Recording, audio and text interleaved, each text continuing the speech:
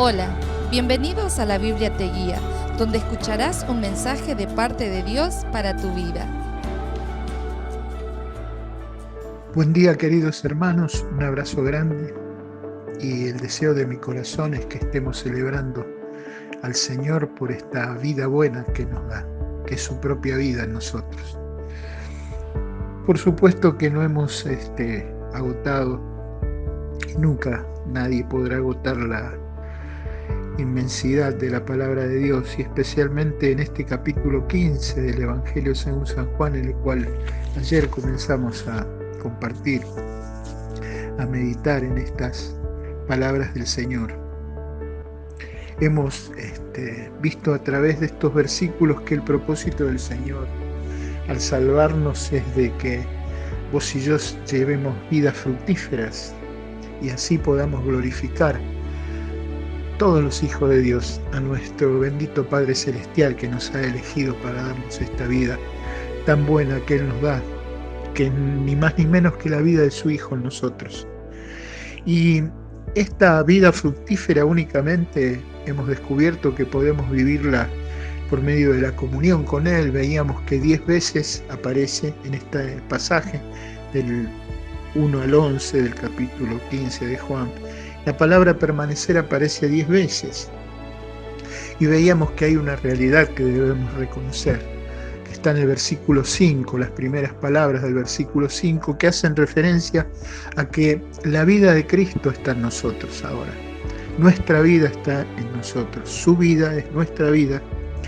Y veíamos algunos pasajes, ¿no?, que nos hablan de estas cosas. También encontramos, ayer decíamos que hay una realidad que debemos de practicar, y es la que debemos de permanecer en Cristo para poder llevar fruto, más fruto, mucho fruto, ¿no? Esa es la voluntad de nuestro Señor. Entonces, una realidad que debemos reconocer, que su vida está en nosotros, y una realidad que debemos de practicar, permanecer en Él. ¿Para qué? Para poder dar fruto y así glorificar a nuestro Padre. Veíamos que la manera de permanecer en el Señor es por medio de la consagración, principalmente de la confesión también, de la obediencia. Y veíamos que en Mateo 7, 24 y 27 el Señor Jesucristo nos hablaba de esto haciendo una comparación, hablando del hombre prudente, de la persona prudente que edifica sobre la roca, y que entonces cuando vienen los ríos, los vientos en contra de aquella casa que él edifica sobre la roca, no cae, porque justamente tiene su fundamento sobre terreno sólido, el terreno de la roca. Y él habla de que así es el que oye las palabras suyas y las pone por obra. Teníamos en el versículo 21 que puede haber una profesión de fe que no tiene una vida transformada por la obediencia a la palabra de Dios. El Señor Jesucristo dice en el versículo 21 de este capítulo 7 del Evangelio de Mateo: no todo el que me dice Señor, Señor entrará en el reino de los cielos, sino el que hace la voluntad de mi Padre que está en los cielos. ¿Por qué? Porque es una vida transformada, porque hace la voluntad del Padre de nuestro Señor Jesucristo. Una vida transformada por la obediencia. Eso es lo que al Señor le interesa, que nuestras vidas manifiesten una transformación por medio de la obediencia a su palabra. Bueno, también, ahora continuamos entonces, también la palabra permanecer en el versículo 5 tiene la idea de continuación, de proseguir algo, es decir, de proseguir algo que se comienza. Y utilizando otra vez la ilustración de Mateo 7, 24 y 27, de la edificación sobre la roca, nosotros debemos de entender, de comprender que nosotros también hemos comenzado a edificar un carácter cristiano sobre un fundamento que es la persona y las enseñanzas de nuestro Señor Jesucristo y de sus apóstoles, tal cual están reveladas en las Escrituras del Nuevo Testamento. Así que nosotros tenemos ese fundamento, pero cada uno de nosotros debe estar ocupado diariamente en la edificación del carácter cristiano.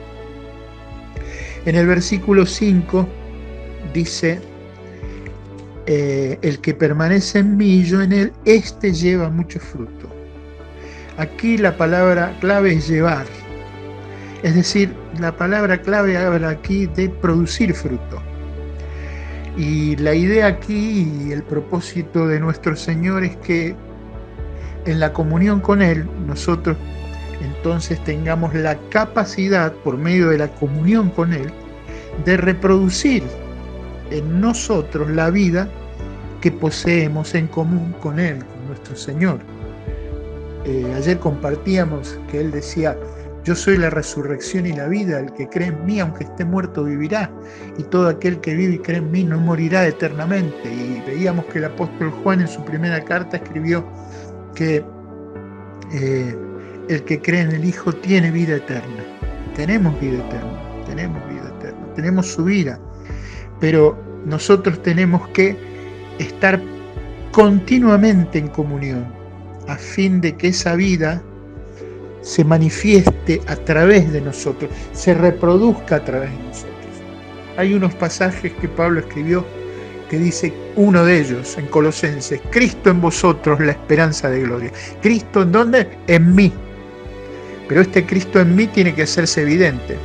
Luego dice, escribiendo a los Gálatas, dice, oh Gálatas, por los cuales yo vuelvo a tener dolores de parto hasta que Cristo sea formado en vosotros. ¿Ves la idea cuál es?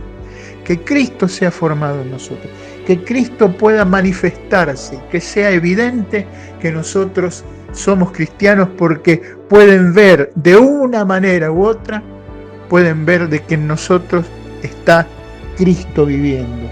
A esto nos llama el Señor.